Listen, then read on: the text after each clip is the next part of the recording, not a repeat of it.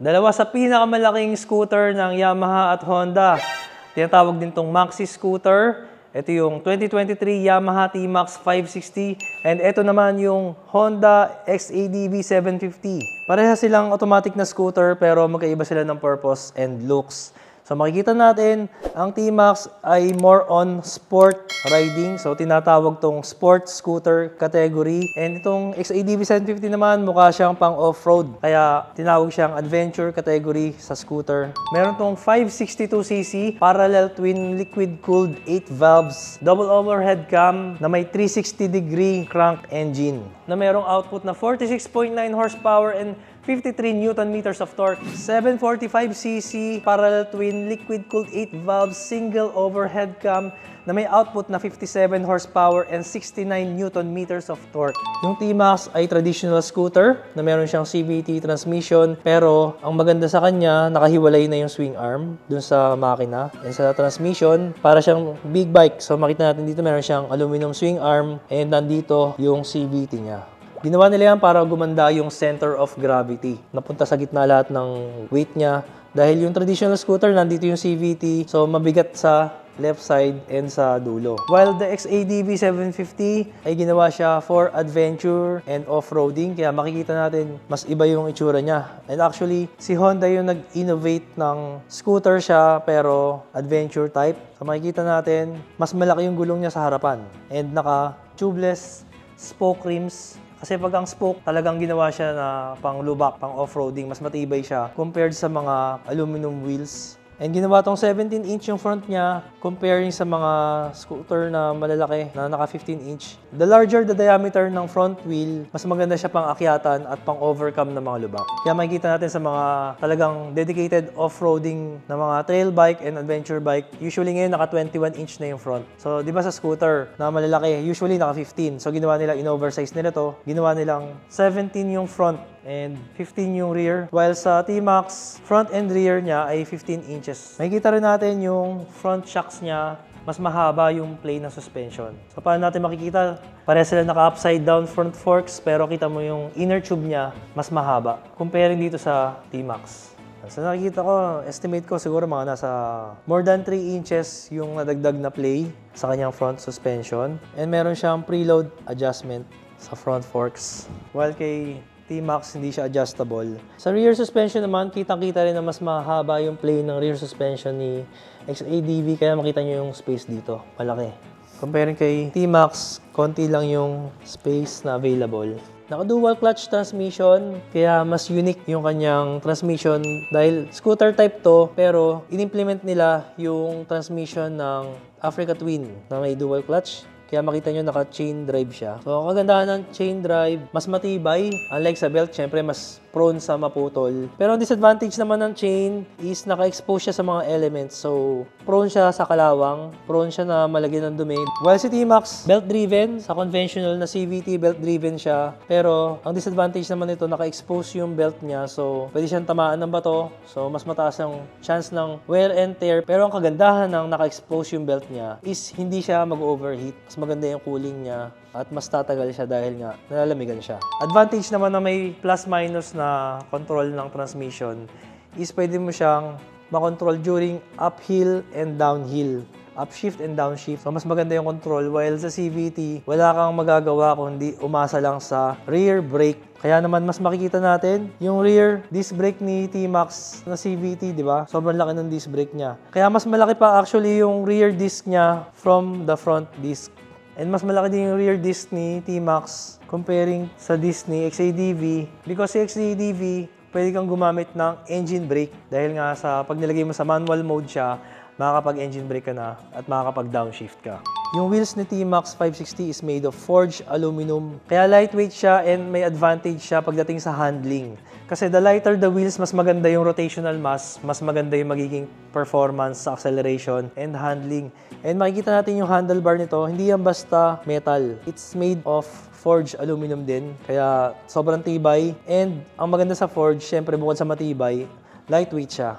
And also, the frame ni T-Max is made of aluminum. So, makikita natin dito sa ilalim. Makikita natin dito yung frame niya. Aluminum niya lahat. Pati yung swing arm, aluminum. Pati yung T-post niya, aluminum. Comparing kay XADV, Yung handlebar niya and yung frame niya is made of steel. So, parehas sila may advantage and disadvantages. So, advantage ng aluminum is lightweight, but advantage naman ng steel frame is sobrang tibay. Hindi mo yan basta-basta mapuputol or mababali. Kaya ang weight naman nila, malaki ang difference. Mas magaan si Yamaha T-Max with a weight of 220 kilos lang, while si XADV ay merong 236 kilo.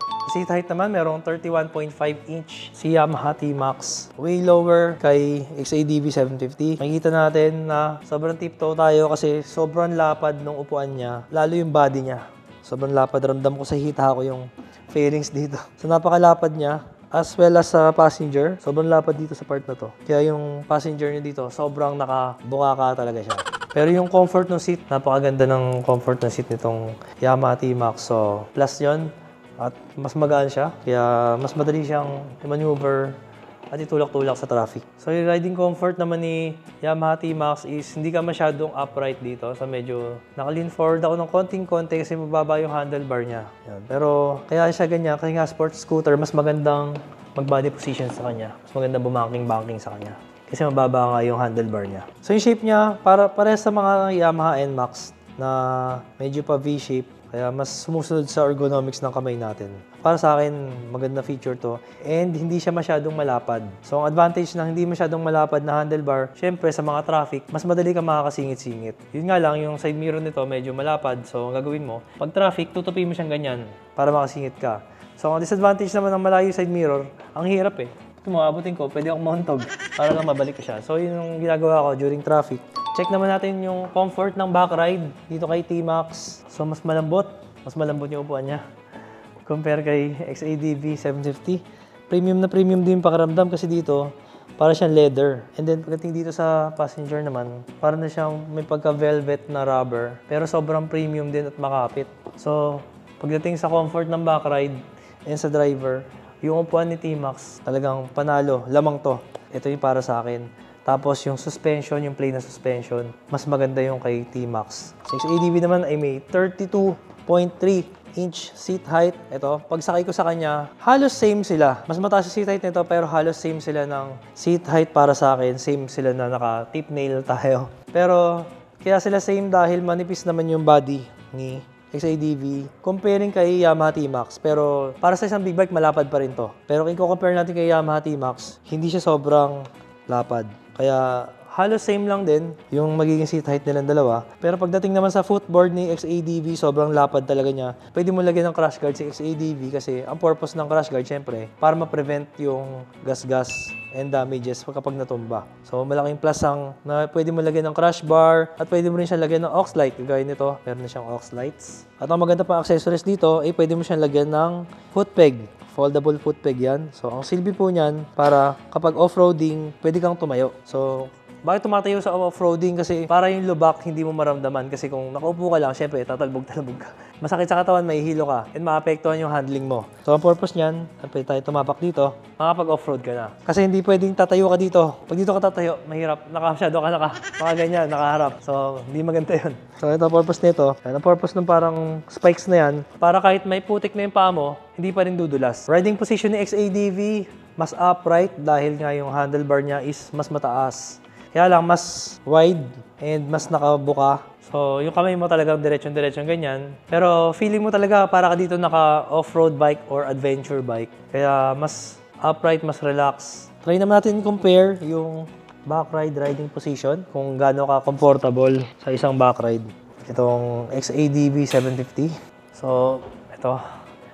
Mahaba yung upuan niya rito. May space pa dito sa likod. At napakalapad din ang upuan. Maganda yung foam niya. Actually, para siyang gel type. Pag pinipress mo ganyan, no?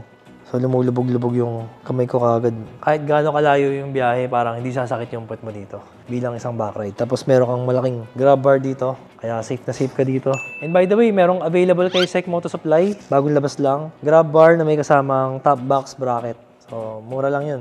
And yung backrest ni T-Max, hindi lang yan basta design. Na-adjust din siya pa-forward kung kagaya ko, kulang kayo sa haba ng braso at sa height, pwede mo siyang ilapit or i-atras gaya ito kung matangkad kang rider. Parehas silang mayroong parking brake and parehas din silang keyless at parehas din silang may TFT display pero si XADV meron siyang 5-inch display. full colored display. While si T-Max naman ay meron siyang full color 7-inch display. Kaya para sa akin, lamang ang display ni T-Max.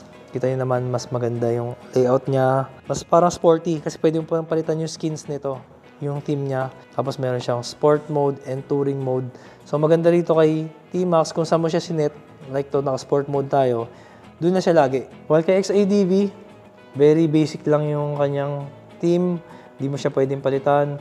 And ang hindi ko lang gusto rito yung modes niya, riding mode niya. Lagi siya nakalagay sa standard. So kahit lagay mo yan sa sport mode, pag pinatayin mo yung makina, like this one, tapos buksan natin ulit, lagi siya napupunta sa standard. So yun lang yung nakakainis sa kanya kasi every time na gagamitin mo siya, kailangan mo laging pindutin yung mode button para lang malagay siya sa sport mode. Magandang feature ni XADV ay meron siyang gravel mode. So ito yung parang pinaka off-road mode niya. So mababa na lang ABS and traction control niya. Kaya mas maganda gamitin sa off-roading. Sa amenities naman, meron siya ditong side pocket pero sobrang liit ng side pocket niya. Isa sa pinaka hindi ko nagustuhan. Kasi kita nyo naman, malalagay mo lang is yung copy ng rehistro, yung RFID cards, tsaka yung remote. So kita mo naman, sobrang liit. Pag nilagay mo dyan, siksikan pa sila, ganun na lang kakunti yan. And sobrang flimsy ng takip niya. And pag sinara mo siya, may awang pa siya dito.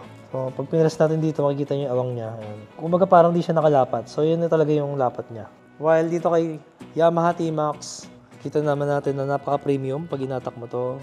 Sobrang premium nung opening niya. Mas malaki yung malalagay mo kasi yung kamay ko. Meron siya ditong USB charger, while si XADV wala siyang charger. So ang maganda sa kanilang dalawa, parehas hindi mo na kailangan buksan ang ignition para mabuksan yung seat. So si T-Max, press mo lang dito yung seat, kahit hindi mo na buksan, ma-open mo na yung under seat storage niya. And maganda kay T-Max, lamang siya sa under seat storage. Mas malaki. Kita nyo naman. Pag dalawang dangkal, sobra pa. Hindi pa sumasabit yung kamay ko. So dito, syempre, kasya yung isang full face helmet dyan. Meron tayong courtesy light dito. And yung opening naman niya is kakaiba. Kasi papunta rito. Easy access pag nandito ka. Unlike papunta rito, pupunta ka pa sa likod para ma-access mo. So ginawa nila yun para sa comfort ng rider. And ganda ng layout ng fuel cap nito. Talagang pang big bike. Para ma-open mo siya, angat mo lang yan, ma-open mo na siya. Using the proximity na remote, hindi mo na kailangan mapindot ng kahit ano. Basta nasa bulsa mo or malapit ka sa bike, or kahit nandito sa pocket, is ma-open mo na siya. Yan. So pag malayo ka sa bike, wala namang makaka-open yan. Automatic lock na yan. Well, dito tayo kay XADV. Try natin i-open yung seat ng nakapatay yung ignition. Bubukas naman siya. Pero, ito, traditional na opening niya na kagaya ng XADV 160 or traditional sa mga scooter. So ito, pag open mo, kailangan mo pumunta sa likod. So yun yung kaibahan nila. Pag tingin natin sa likod, mas maliit siya. Kasi ito, dalawang dangkal. Ayan.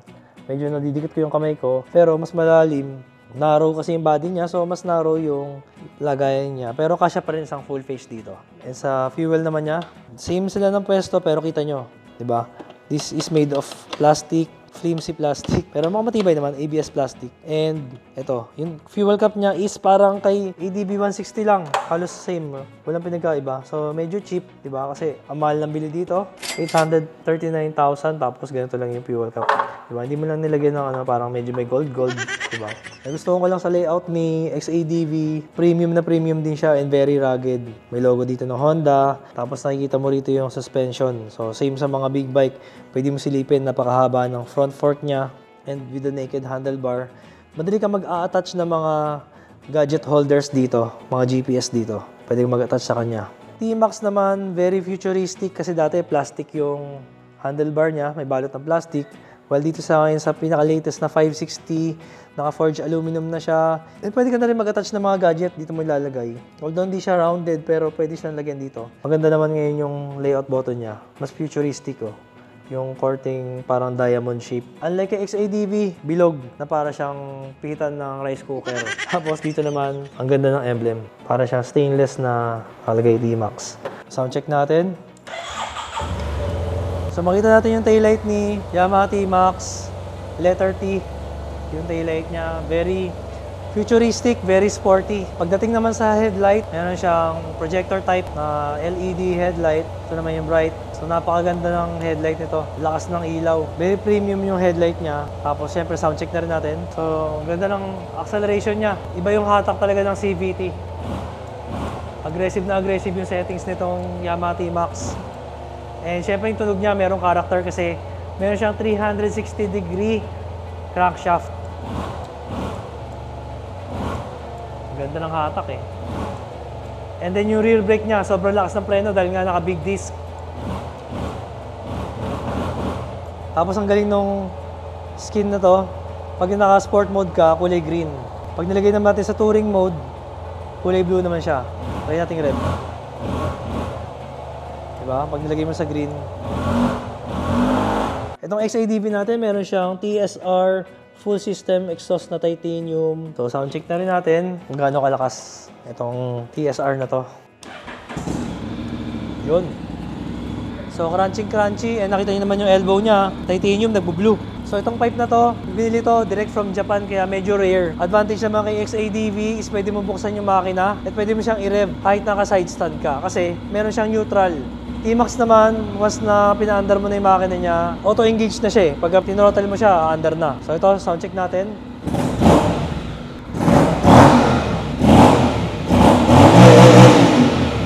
Yan. Solid. Ito naman yung taillight ni XADV. LED rin siya, pero simpleng-simple lang. Parang kamukha lang niya yung mga nasa CB650R. And this one, naka-tail tie din ah. Headlight naman niya, maganda yung bagong version ng XADV ngayon. Meron siyang DRL, tapos naka LED headlights, pero hindi siya projector headlight. So pagdating sa headlight and taillight, lamang si T-Max. Kita nyo naman yung signal light ni XADV. Same pa rin to sa mga CB650, sa mga ADV 160. So ito yung talaga ginagamit nila. So pagdating sa signal light and headlight, taillight, lamang na lamang si T-Max pagdating sa technology na yan. Pareha sila naka-adjustable brake levers, left and right. Pero lamang si XADV kasi meron siyang handguard. Siyempre nga, adventure scooter. So advantage na may handguard, kapag natumba ka, di ba, safe yan, safe yung lever mo, safe yung bar end mo. Yung windscreen naman ng XADV is adjustable. And dito yung knob niya sa gilid para ma-adjust mo siya. So medyo mahirap kung nasa ride ka, hindi mo siya basta ma-adjust. Kasi marami kang gagawin sa kanya. Tataas mo tong switch, hahatakin mo siya, then pipihitin mo siya. So usually kailangan nakapark ka para ma-adjust mo siya. While kay T-Max na standard, mas mahirap. So kailangan mo luwagan yung mga bolts niya dyan para ma-adjust mo siya. Although kay Tecmax, na top of the line, push button lang para ma-adjust yung kanyang windscreen. Pagdating naman sa price nila, di hamak mas mura sa T-Max with an SRP of 779K, while si XADV naman ay merong 839K. So medyo malaki din yun, no? 59K difference. Makakabili ka pa ng isang scooter like Honda Click na second hand. So para sa akin, dito lamang sa price and value for money si T-Max. Pero merong Tecmax na lumalamang naman sa features kay XADV. Si Tecmax naman is 850. So mas mahal si Tecmax, pero pagdating naman sa value for money, mas value for money na para sa akin si XADV. Dahil si Tecmax, halos same naman ng engine, ng performance, ng looks kay standard T-Max, pero lamang lang siya sa mga heated grips, heated seat, sa mga power, adjustable windscreen, may cruise control, pero the rest same naman sa lahat. So, sa difference na yon, medyo mapapaisip ka. So, nangyari, nasa baba si standard T-Max, nasa gitna si XADV 750, and nasa taas si Tecmax pagdating sa features and sa price. So, sa kanilang tatlo at sa dalawa na to, kung ano papipiliin mo sa performance, siyempre, mas mabilis sa XADV, mas malaking makina. Pero sa comfort ng rider and passenger, sa ganda ng seat, sa ganda ng suspension, mas plush. Dito kay Tecmax, mas maganda yung meron siyang lagayan dito sa harapan. May compartment siya dito, mas malaki yung storage space niya. Mas malaki yung TFT display niya, mas high-tech yung TFT display. Maganda yung wheels niya, maganda yung frame niya. Mas tatagal siyempre ang aluminum, hindi kinakalawang. So dito kay T-Max. Pero, dahil nga sa looks niya na kakaiba, pang off-road, gustong-gusto ko yung spoke rim and dual sport tires. Tapos, the longer play ng suspension, the higher ground clearance na pwede mo siyang itawid ng mga ilog. Pwede kang mag-light off-roading. So, para sa akin, gusto ko rin si XADV. So, mahirap mamili.